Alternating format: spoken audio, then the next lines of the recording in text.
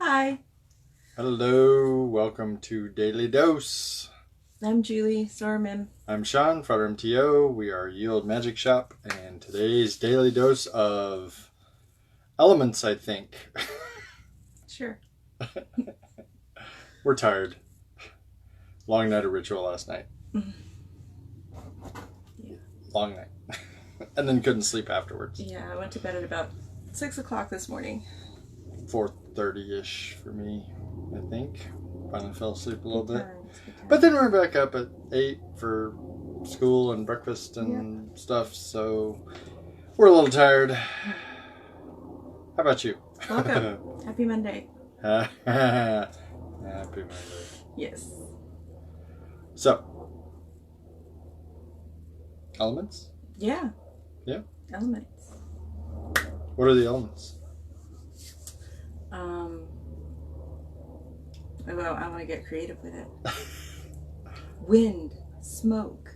I was going to say plutonium, Uh, magnesium, gold, the periodic table of lead. elements. Oh, wrong elements? Wrong elements. Oh. What elements we talking? We're talking. Are we talking Last Airbender? No. Well, they use the 4 elements. So. I guess I use like something else. No, it's the basic 4 elements, but they call it bending. Well, yeah. Earth bending, air bending, water bending, and fire bending. So earth, air, fire, and water. Oh. Earth, air, fire, and water.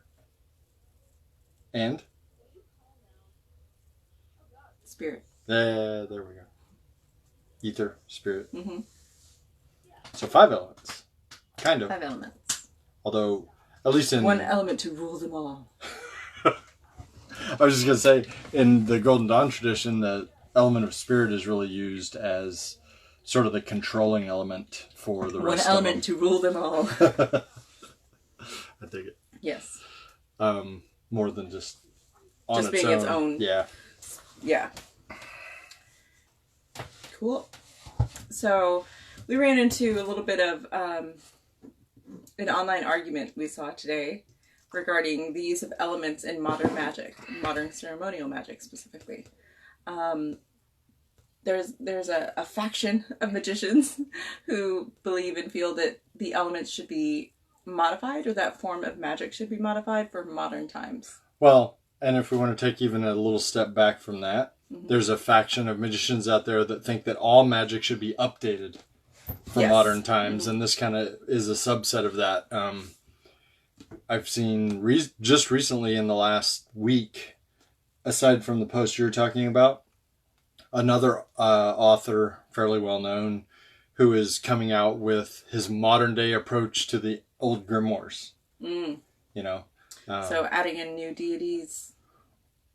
I don't know. I don't know his approach, but I mean, anytime you say we're going to update the old grimoires, to me that usually means shortcuts and taking out the older verbiage and updating it and things like that, which I'm not a fan of. No, me neither. We try to stay as traditional as we possibly can when it comes to grimoire work. Because it works, and if it ain't broke, don't fix it. And you always have to make exceptions. I mean, our world is different. Of course. And especially with incomplete grimoires and things that aren't all there necessarily. You do have to kind of fill in some gaps here and there, but and that's not licensed to completely modify or reconstruct everything. Abramelin, for example, I mean, most of us don't have the money to retire for 6 to 18 months away from society, although we might be on track for that. So, you know, you have to make certain modifications to fit today's world, but that doesn't mean to revamp the entire system. Right. And especially when it comes to something as basic as the elements. Yes, which are foundational for some systems. Yes. Like the Golden Dawn. For many systems. Yeah, and others, but yeah, no, for sure, Golden Dawn. So earth, air, water, and fire.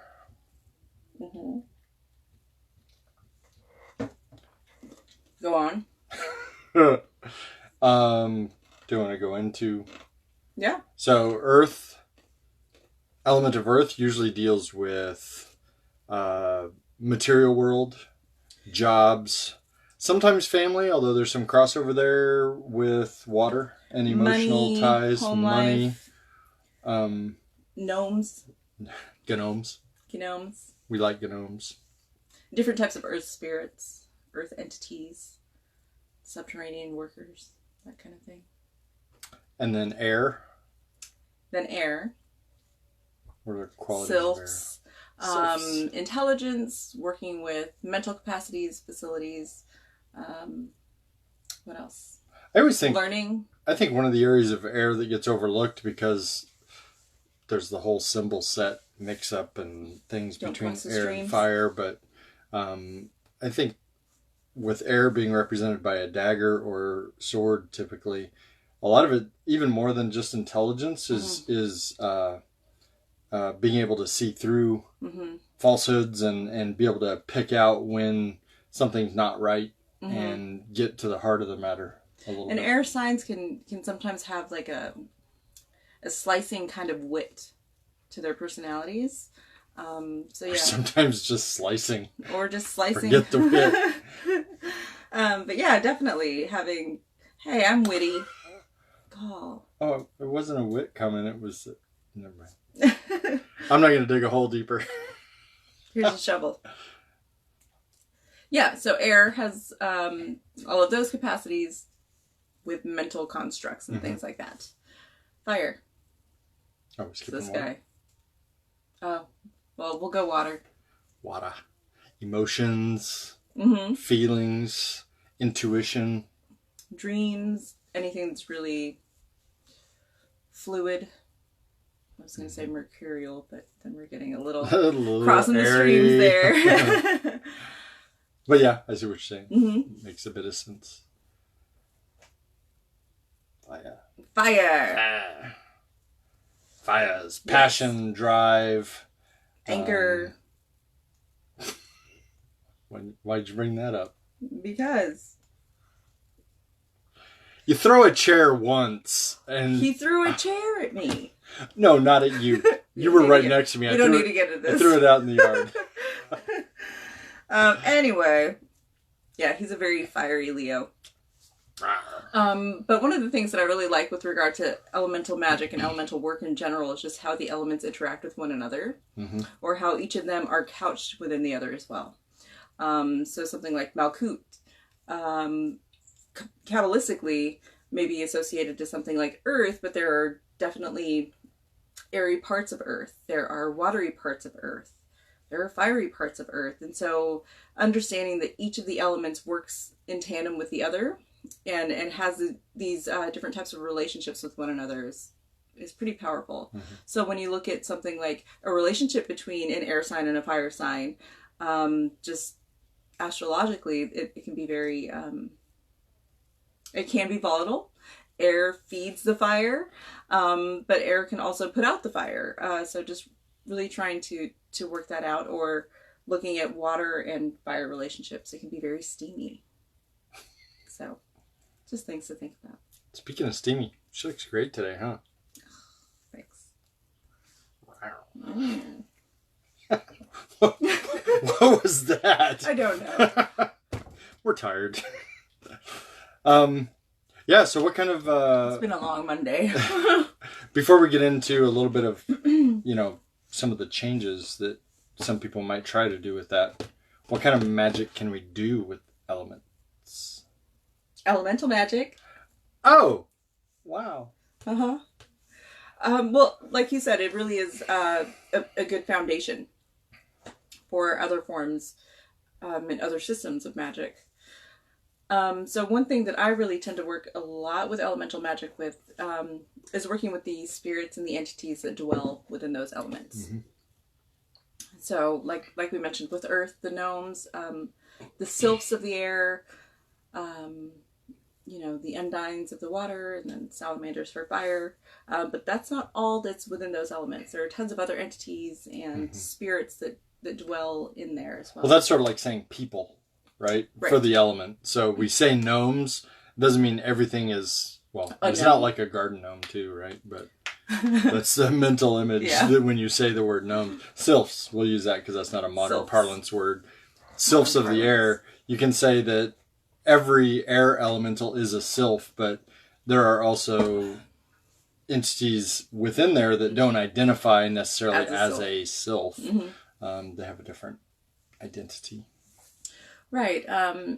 So when it comes to working with elemental magic, you can also use different elements to form your own entities. Artificial elementals. Yeah. How would somebody create an artificial elemental? Well, I suppose that depends on your tradition. I'm sure there's some variants. The way that we do it is you're basically summoning the energy of that element and bringing that, let's use earth as an example. Summon a bunch of earth energy, bring up that earth energy in whatever way you would normally raise energy. And then, I tend to be kind of a hands-on kind of magician, so I don't just try to build something in my head. Your head, not just a mental construct, but physically building it. Yeah, I will literally see the earth energy pooled around my feet, and I'll scoop it up, and I'll pack it. And, each element has a couple of different specific shapes that go with them too. So I'll pack them into that shape and maybe have to get a knife and mold it, depending on how specific the shape is. And then project energy and life into it, usually along with a name. I was going to say A name it, is very important, in our tradition anyway. So you give it a name and give it life, give it a mission and a purpose, or a date, that it's going to accomplish something by, and then allow it to dissipate back into its energy after that. And I've used that technique. Create them for a very specific purpose. Yeah, typically. An artificial one, yes. Right. Judith said she's an earth sign, but she's able to trance easiest at the ocean and get messages through the air. That's really cool. It's interesting when we think about astrology and the different parts to self. Our sun sign is just one component of us, and sometimes isn't even the most profound component. You also want to pay attention to your moon sign, your rising sign, and other things like that. Yeah, and I'll say too, I'm a fire sign, but man, the ocean is so incredibly powerful. Yes. So when we go to the ocean, when we're traveling around and we go somewhere where we have the ocean nearby, we'll do this together and on our own individually at times. We'll literally spend hours in the ocean just feeling the spirits and feeding it and taking from it and meditating while we're standing in the waves. It's just incredibly powerful to be in the ocean. You kind of don't get the same sense of power at a lake or something. Right. There is Rivers, water power there. But man, the ocean is just vibrant and powerful, and there's life teeming in it. And, yes. So that totally, to me, that makes a lot of sense that you're able to get into a trance state. There's the lull of the waves and things like that can help with that meditative state. And messages through the air, that makes sense to me too, because we talked about air maybe being a little about being mercurial and being of the mind. So messages makes a lot of sense there, just from an elemental perspective. So when you have your own astrological sign, doesn't mean that, I need to be able to do everything through that. A lot of times that's the element you'll feel the most at home in, and maybe have certain capabilities or develop abilities related to that element more so, but you really need to use them all. We live in the world of the elements, and so we need to be able to learn to use all of those and balance them within ourselves to be able to manifest everything in a balanced way. Yeah, that's a good point. But also to go beyond that, not necessarily using the elements, but gaining intimate relationship with the elements is huge. So I remember when I was working through outer order elemental grades within our tradition, I would have physical manifestations of each element just show up. I would have piles of dirt just end up on my feet, near my feet in the middle of my friend's apartment. So that made no sense. Don't know where a pile of dirt came from. She just noticed it and said, did you bring that in here? And I was like, no. No. I would not just bring a pile of dirt and leave it on your floor. I would get really emotional in watery grades, and it would start raining. And it would be closely related to the types of tears that I would be crying. If I was angry, it would be very volatile type of stormy types of waters that would show up. I blew up my car that way. I was really angry and crying and just overwhelmed with those hot tears that just feel like they sting your skin when you cry. And then my car started smoking. So I had to pull over, and water was boiling over within my car, and that was an awful day. So what happened in fire? I set him on fire on accident. I didn't mean to set anybody on fire. I set one of our temple members on fire. I set my robe on fire. I set some books on fire, just out of nowhere. Of course, not meaning to. And I don't even know how I set you on fire. I burned his ear and the side of his face. I have a scar. He has a scar She from burned it. me. I don't know. I don't even remember how I did that. But The abuse is real. but the elements can manifest themselves in very physical ways. So just be prepared for that. Be aware of that. If you get really close with air, for example, you can make wind just come out of nowhere, which is a lot of fun to do and play with. But be sure that you can stop it, because then it can get scary if you can't. Mm-hmm. So I guess one more point I'd like to make on the whole element spiel. Mm-hmm. So I have a spirit familiar from each one of the elements as guides for that element. And Wait, your cat's not your familiar? No, not for the elements. And my primary guide, elemental guide, is the most powerful one, is a water one. Mm-hmm. Yours too, because we did it together. Yep. So, neither one of us are water signs, but our most powerful guide of the spirit elementals that we work with is actually a water elemental. Yes. So that's, again, speaking to the signs, maybe not necessarily being specific with what you work with or what you're given. That's another example. Mm-hmm. Working within where we live on Earth, though, I think there should always be a reverence for the earth element in where we dwell as humans. I think it's important to understand the earth in all of its forms. So working with dry, arid types of sand and dirt can be a very powerful experience when working with more fire elementals, even though you're in the desert, for example, like we are now, or working with more watery spirits, even if you don't live near an ocean, but you have a lake or a spring nearby, and really just working with some of those more trickly types of entities that just show up and are everywhere within the world. So these elements that we're talking about are really more conceptual elements. They're concepts and categories of things. We refer to them often as the element itself. Dirt, sand for earth, wind for air, rain, water, ocean, ponds, rivers for water, and then actual fire for fire. But we can classify just about anything into those four elements because they are meant to be symbolic as well. Right. Almost archetypal in a sense. Yeah. So what would we have if we had, say, wood? How do we classify wood?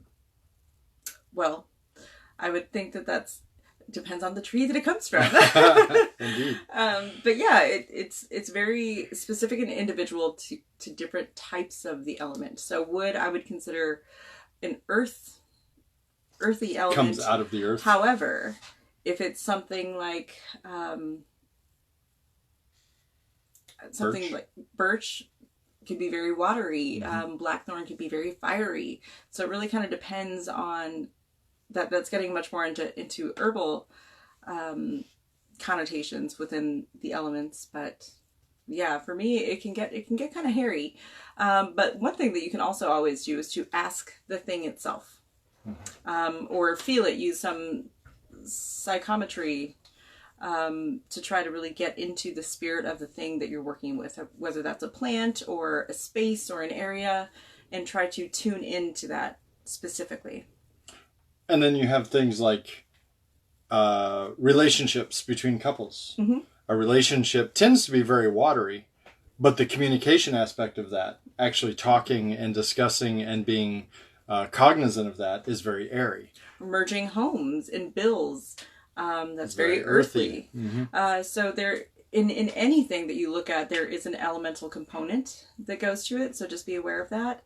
And also be aware of the balance within yourself, balancing the elements within your body, within yourself, within your own sphere of sensation, to make sure that things aren't getting out of whack. That includes composing yourself when emotions get to run a little bit high, or when thoughts tend to repeat. If you have any sort of anxiety or anything like that, you know what I mean, when those thoughts can just become repetitive and start to darken the mind and start to darken yourself.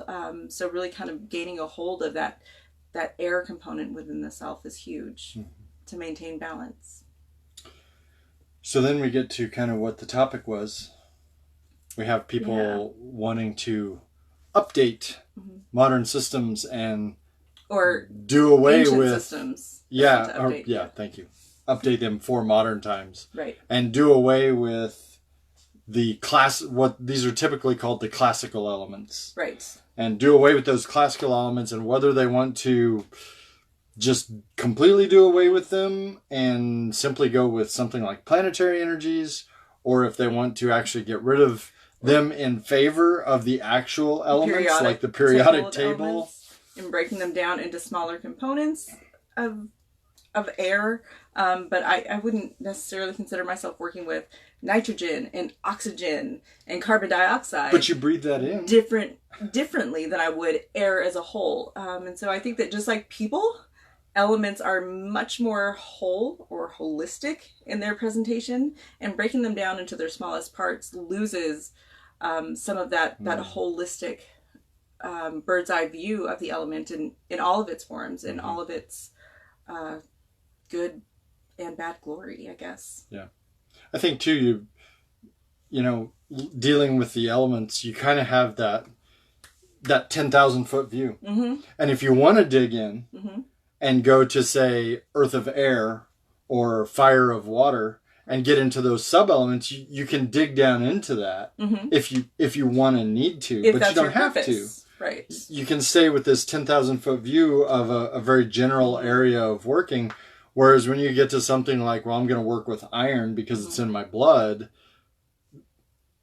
Okay. What are you going to do with iron? What connotation is there? What is the aspect within elemental magic? Does that make that iron is typically would be seen as an element, I would think, as being very earthy.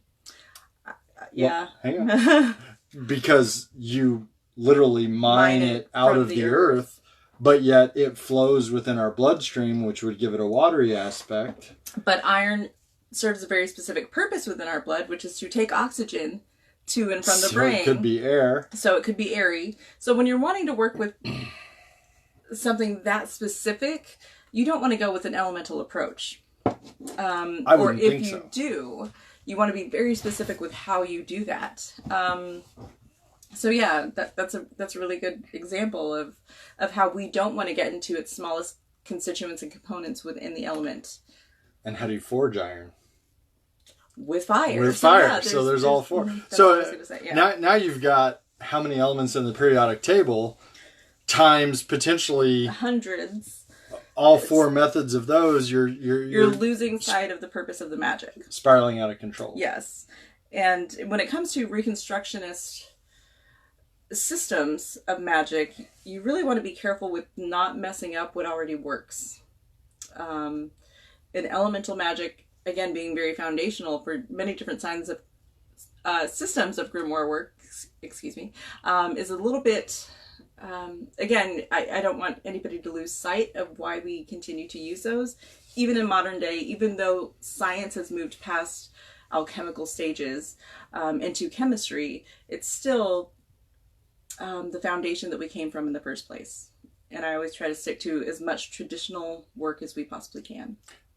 Because in my mind, because it's been used that way for hundreds, if not thousands of years, there's a power behind that. A power and an energy already built up behind that. And when you change that, you lose the connection to that power and that energy that you can pull in. So, that's why working.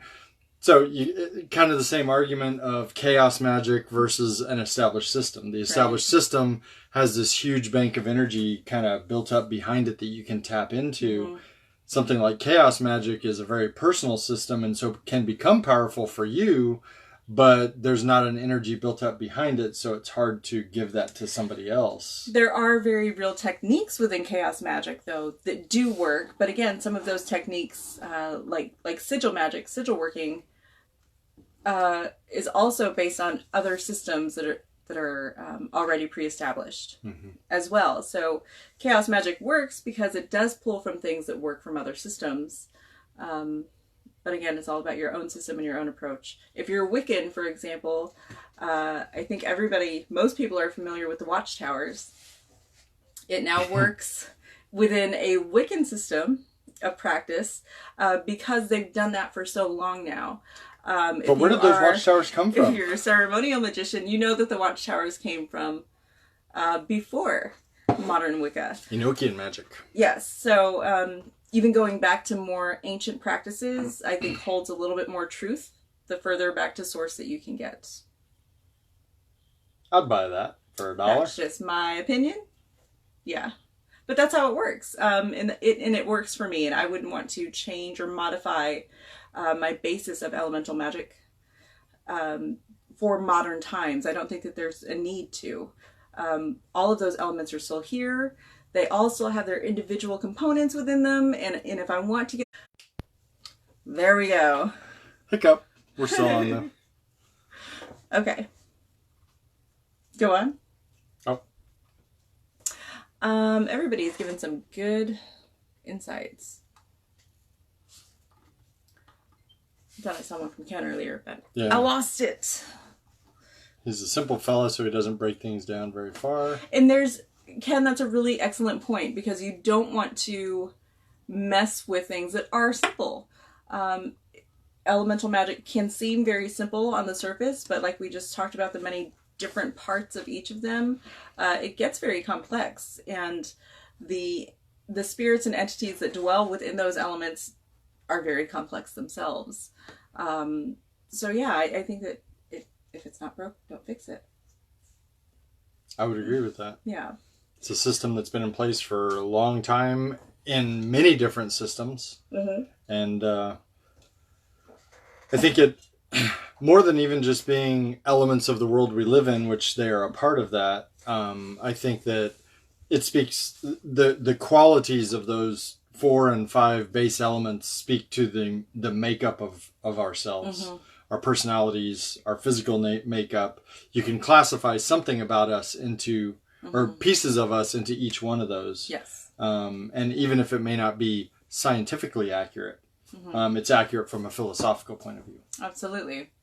And knowing where your relationship with that element is and fits, and how you can manipulate and modify it to your own system of practice is bigger than trying to modify it to our modern times, whatever that may mean. Modernization for modernization's sake. Which doesn't work. Why? There's no point, yeah. But with all of that being said, you also want to be careful with not crossing the streams when it comes to working with planetary magic, for example, or Kabbalistic magic. You want to be sure that you're keeping each of those systems where they belong and not getting them confused. Because then you can start to confuse. There are different attributes for different ones, and yeah, it gets a little hairy if you do try to start mixing those up. Sometimes very hairy. So yeah, play around with elemental magic, play with the elements themselves. You can do that in so many different ways. One of my favorite things to do that is really simple with water is doing just simple cleansing. You can do that in your shower. You can do it with symbolically with some water upon your forehead, in a form of a baptism, for example, or purifying and cleansing of the self. There are different ways that you can use water. We were talking about birch a little bit ago, and birch water is one thing that I use to cleanse and sane myself with on a regular basis before doing any type of witchcraft work that I do. So that's just different components of the elements that you can use in any kind of magic, I think, but is a base for almost everything. Mm-hmm. I enjoy, as you said earlier, working with the elementals themselves. I usually create an elemental talisman first, mm-hmm. and imbue it with all of the symbols of the elements that I use. And of course, in the Golden Dawn, we have various very specific attributes of them as well. Put those on there, consecrate the talisman, imbue it with the elemental energy of whatever element it's for. Mm-hmm. And then that becomes my focus for... if I want to work with an air elemental, the air talisman goes on my altar, mm-hmm. and that helps me to channel that air energy and then to mm-hmm. call in an air elemental if that's what I want to work with. And we're talking about elemental, or you mentioned the air dagger earlier, or the earth pentacle, for example. When you're looking at different tools for that element, you also want to be sure that you're not getting things confused depending on your system. So when you use elemental associations within tarot, for example, for some people, it's a little bit reversed than what it is for me in my work. Swords versus wands. Yeah, there's a whole swords, wands. Some people even today insist that the Golden Dawn swapped swords and wands in their tarot deck, and thus in all of the subsequent tarots that were based on the Golden Dawn, like the Rider-Waite and mm-hmm. all of its variants, because it was a blind mm-hmm. to fool people and not give them the true teachings, if you will. Yeah. Yeah. But I don't buy it. So just understanding where your system originates and how it uses those different base elements can go a long way in any form of practice. And then looking at something like geometric symbology and the pentagram itself, spirit kind of ruling over the other four elements and keeping them in balance and in check within the self is very powerful work. Indeed. Yeah. That's all I got. That's all I got. Cool. Thanks, guys, for being here. Sorry for a little down. Again, we're tired. We started ritual last night at, about 6, 7 o'clock, and finished probably somewhere around midnight or 1, and then we were both so wired we couldn't get to sleep, and I finally fell asleep about 4:30. She fell asleep about 6, and then it was an early morning getting up, so we're a little tired today. A little down. You need to go get some fire. Perk me up a bit. Hopefully get some good sleep tonight. Yes. Maybe get some good dreaming out of it as well. Hope you're all well. Hope you're staying safe and healthy. Social distancing. Wash your hands. Don't touch your face. And we'll see you tomorrow. Take care, guys. Bye.